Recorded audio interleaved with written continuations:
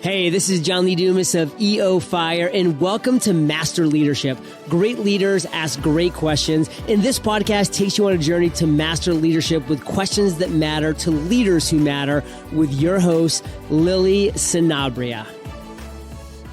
Hi, this is Lily, and welcome to Master Leadership Through Crisis series, where we will connect with leaders worldwide to gain insights on important questions to help us navigate through rough waters. If you would like to participate as a guest, or if you have a question that you would like to ask a guest, go to masterleadership.org for more information. Three-time Emmy Award-winning writer and producer Ginger Zumaeta advises companies on positioning and communicating big ideas. She's the founder and CEO of Zumaeta Group, a positioning and messaging strategy firm, and author of the forthcoming book, Deckonomics, design presentations that spread ideas, drive decisions, and close deals.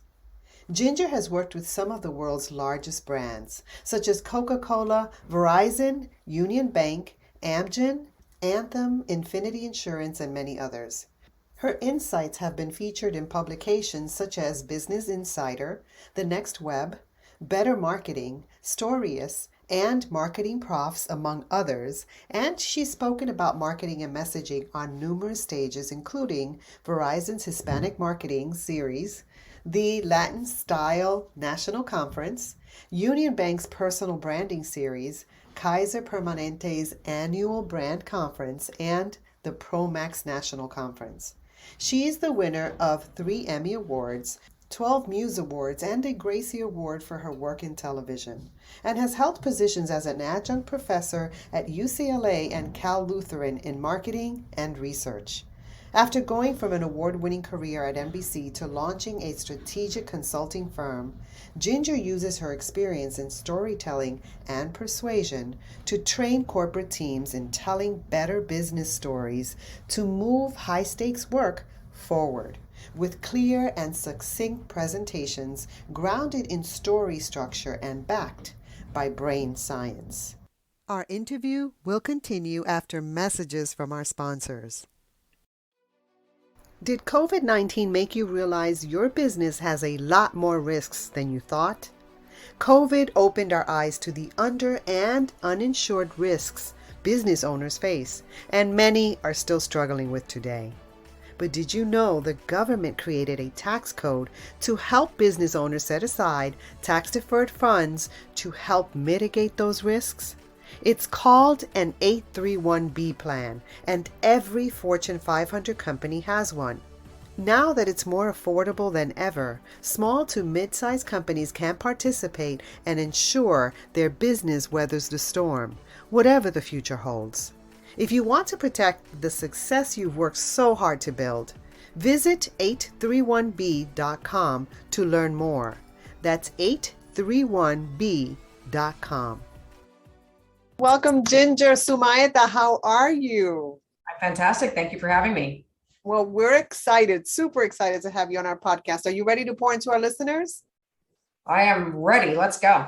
You are. All right. So tell us a bit about your path to leadership and what you're doing now. Sure. Yeah. Thanks for asking. My path to leadership, it's funny. I came up the old school way.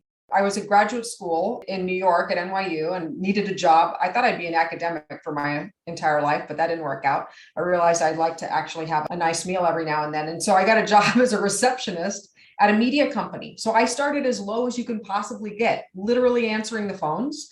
I went from being the receptionist to being the office manager to being the sales assistant to being the research assistant. And that led me to a path that ultimately ended up having me be a research director at an NBC affiliate in San Antonio, my hometown where I'm from. And then from being a research director, I started to notice pretty early on, before we had this term called evidence-based marketing, that if you have good facts and information, it is revelatory in terms of what you should be doing from a marketing standpoint. So I started talking to our general manager, telling him, hey, I think we should be doing this. I think we should be doing that. And he actually said, oh, okay, you're going to have to put your money where your mouth is. I'm going to make you our director of marketing, which is a very non-traditional approach to getting into marketing from the research side. Fast forward a few years and I started to catch the eye of the mothership of NBC. They recruited me and then I went to work for NBC as a vice president of advertising and promotion, where I worked in their stations division, turning stations around, originally in Philadelphia and then in Chicago. And then they moved me to LA and I had a long television career. And I think, Lily, the big takeaway for me, in terms of what was that ingredient that led me on that path to leadership, were a couple of things. I was always curious to find out more, so I would really research like, well, what does this mean? What am I supposed to do with this? Where does this go next? And so that curiosity always provided forward motion in terms of my trajectory. And another thing, this is particularly for women, I think, is that, it doesn't hurt to ask. You need to ask for what you want. I wanted promotions. I wanted more responsibility. I wanted more money. And I asked for those things. And so those are kind of what set me on the early part of my career all the way through television. I left television in 2009 and started my own firm where we do brand strategy for a variety of clients. But I think that was the quick notes of the path that I took. Wow. So there's a couple of things I wrote down. Certainly, when you were talking about your story, curious did come to my mind, and as a researcher, you're asking the questions, and that's super important in leadership, to be someone who observes, someone who adds value to those around you, and someone who asks important questions. So that's really awesome. You aren't afraid to use your voice. You also said that you caught the eye of people, which tells me that you're an action taker and that you have passion in what you do. Because for me, to really notice someone that has potential, it's someone who has passion. And, I noticed a little statue behind you. What is that? That is an Emmy Award that I got while I worked for NBC for a creative campaign that I helped write and produce while I was there. Wow. So you're pretty badass, Ginger. I'm badass. That's right. You have to do the most that you possibly can with what you're given and not have fear, I think, to take some of those risks. And I was lucky enough to be supported by an outstanding team always. And so we won a few awards, and that's one of them. From my sources, you're a 3-time Emmy Award-winning writer and producer. Love it. So tell me what you're doing right now.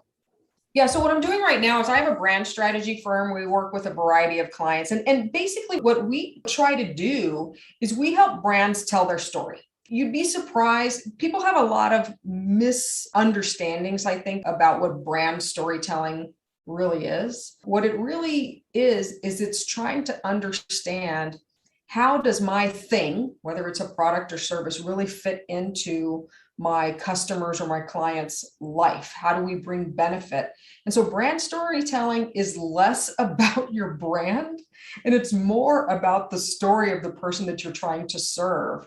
And so what we do is we work with clients to help them unlock what that is. Mostly what we do is we work with either challenger brands, so trying to get companies out of that sea of sameness and really kind of push through the status quo so they start to get the attention and challenge the leaders.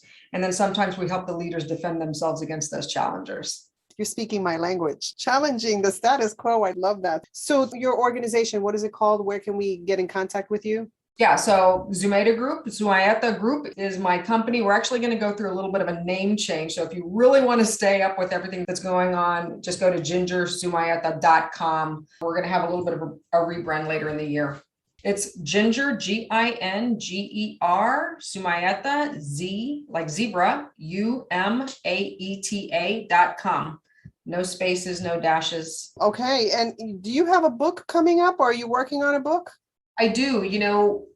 Lily, I mentioned storytelling earlier. And one of the things that I've noticed is today's leaders are under tremendous pressure to make high stakes decisions, right? And the challenge with making high stakes decisions, especially in today's world, is there is no shortage of information, right? In fact, there's information overload. And so the problem with this abundance of information is it creates scarcity of attention in leaders, and they don't have time.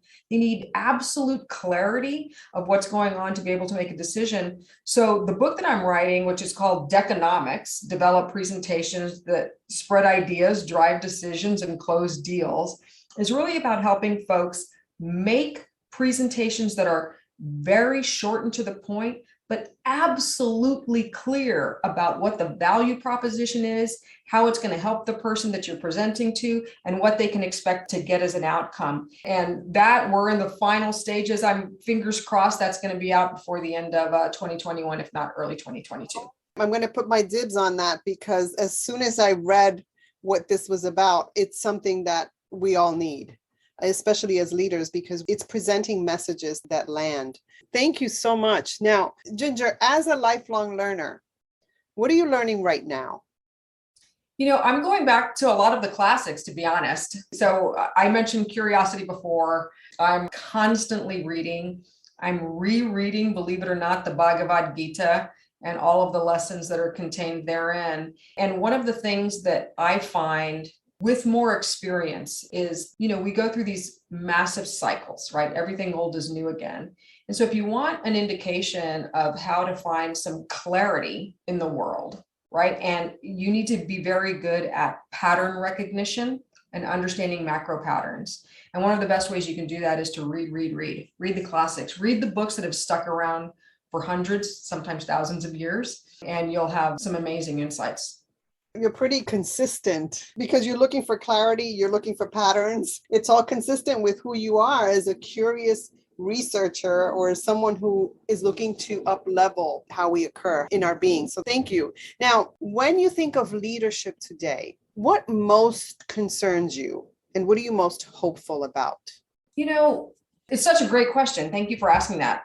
When I think of leadership today, I think that the thing that most concerns me is, it's weird. I started out in research, which is effectively looking for information and looking for clues.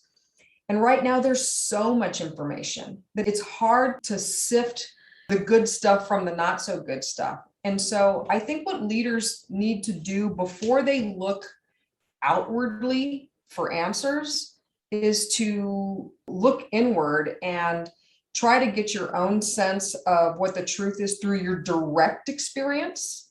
Once you've got that, then certainly get some more information to kind of judge or measure. Is my direct experience lining up with what's out there in the world before you kind of make decisions?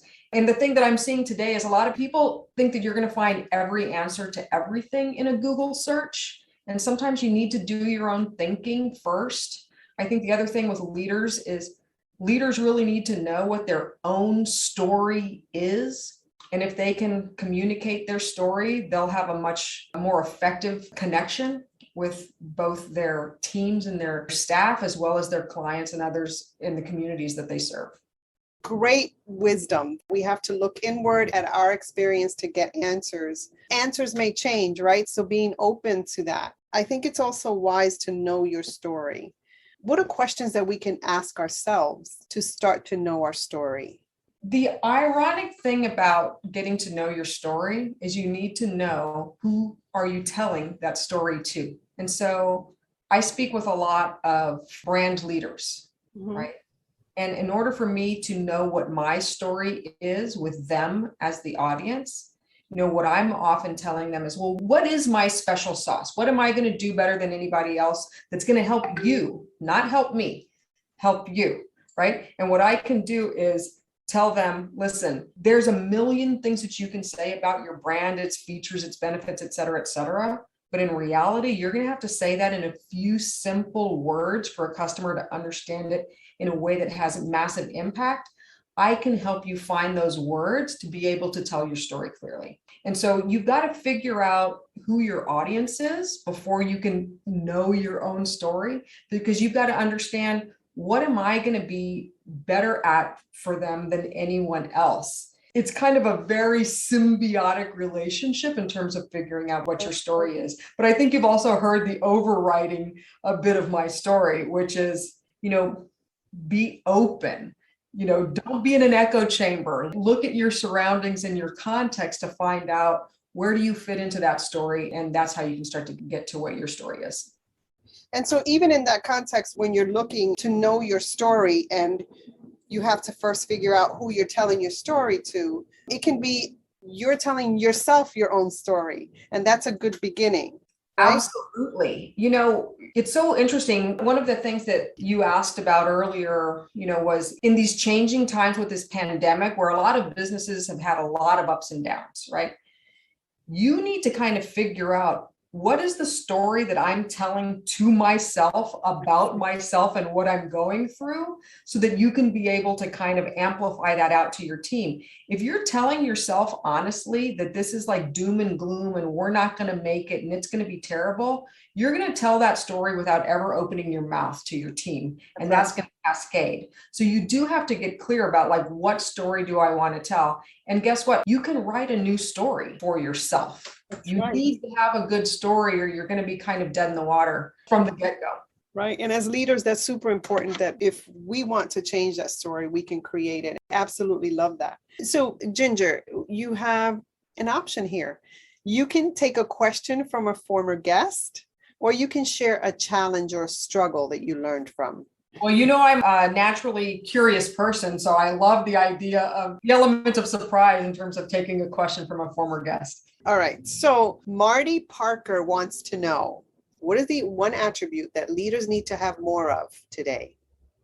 One attribute that leaders need to have more of today is a sense of calm. And let me explain what I mean by that. We live in a very, very reactive, dynamic world today. There is a lot going on, and that can be overwhelming. I think what folks need to do is take a minute, take the 30,000 foot view or the 30 million foot view and figure out, okay, what do I need to communicate today? What do I need to do today to help those that I can help? If you can have that conversation with yourself, if you can always be helpful to the people that need you, you're always going to be necessary. It's when you start to panic and get that sense of overwhelm that you may make a slight misjudgment, but sometimes those 2 millimeter misjudgments lead you on an entirely different and not always beneficial trajectory. So I think it's like, stop, gather your thoughts, try to get outside of yourself a little bit and understand what's needed of me today. I think that is so wise. That's so necessary. Being calm, it's really resetting, because there's so much going on, so much stress, which has a lot of consequences for all of us. Now, is there a routine or things that you do to reset, to stay calm? Because you're a go-getter. And, when I look at you, I see confidence, I see leadership, I see joy. So how do you stay that way? Because you're working with high stakes situations. I am. So you have to unwind every now and then. I mean, one of the things I do when things start to get to be like, listen, it happens to everybody. I'm like, oh my God, I've got so much on my list. And your brain is firing and you're waking up in the middle of the night, remembering all of your to-do items. For me, that's a good time to do one or several of a few things. Even 10 minutes of meditation helps just kind of get yourself back and bring down your breathing and bring down your heart rate so you can be more clear, right? Your brain, there's a lot of chemistry going on. You need to actually help your brain by giving it a chance to reset. I can't overstate the power of journaling. If you journal, I'm going to tell you a secret. I actually haven't told anybody this yet. Oh, wait, we won't tell anybody. Go ahead. So you have to be intentional, right? What is it that I want? Well, once upon a time, I thought it would be nice to win an Emmy one day. And I cut out a picture of an Emmy and I pasted it into my journal. And then I let it go. I forgot about it. And years later, when I won my first Emmy, I was like, oh my God, it came true. And this may sound kind of hocus pocus, but everything that I have put into my journals is something that I intend. And I'm not saying I want to win the lottery or anything silly like that, but things that are achievable that I think are within my power to shoot for has come true to me. And so I think when you journal, you can do a couple of things. One, you can take out the trash on anything that has been bothering you and let it go, which I think is very important. And two, you can be intentional about what you have ahead of you. So that's another thing that I do to kind of set my mind right instead of trying to react to a never-ending to-do list, which let's face it, there is never an end to a to-do list. And I'm curious about this because I just started what my coach calls authentic journaling. And so are there questions that you ask yourself ahead of time, or is it you just start writing? I've gone through so many phases of journaling. I do a mix of them. If I'm short for time, I'll do what I call my 3x3. This is something I just figured out over time if I don't have any time, which is what are 3 things that I'm working on? What are 3 intentions that I have, right? What are 3 gratitudes that I have for the day? So it's intentions, it's gratitudes, and then what are 3 no matter what's, right? So no matter what, today I'm going to do these 3 things, and I'll usually try to do 1 big one and 2 very small ones because you don't want that to be a burden.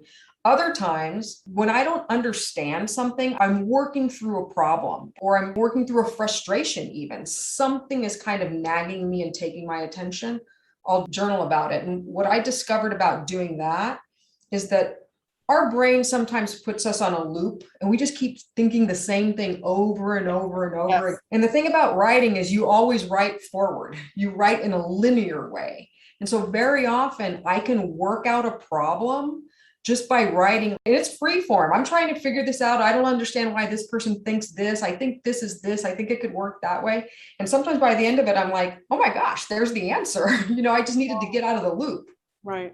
And you release it. That's beautiful. Absolutely. We need to get back to writing. And you're talking about writing pen to paper. I'm not talking about typing it on a computer. I am a pen to paper Moleskin kind of gal. I use a fancy pen. I write in ink. I use a Moleskin. Drawing actually is very good for releasing your thoughts too. It doesn't matter if anyone can tell what you're doing, but trying to articulate your thoughts in a doodle opens up new pathways in your brain actually and helps you gain access to parts of your brain that you don't always access. So I do a lot of things to try to optimize my thinking. That makes sense. Love it. Now, as a listener of this podcast, Ginger, what's a question that you would like a future leadership guest to respond to? As a lifelong learner and an avid reader, I would love to hear, and I don't know if you've done this before, but what are 3 books that have influenced your thinking and your growth in terms of how you approach the world? That's a great question. So, Ginger, is there anything else you'd like to share with our listeners? The only thing I'd like to share is be good to yourself, be good to others. And I think everyone needs to get outside of their echo chamber, right? The digital world creates these echo chambers. I think it's incredibly valuable to listen to a wide range of point of views, including folks that wrote their books long ago. Find out what ideas have endured to kind of help you navigate this crazy world that we're in. As we close out, let's remind our listeners where we can connect with you. Go to gingerzumaeta.com, GingerZumaeta.com, Zumaeta if you're speaking Spanish. But that's how you can access both my work, my upcoming book, and anything else that you need. Love it.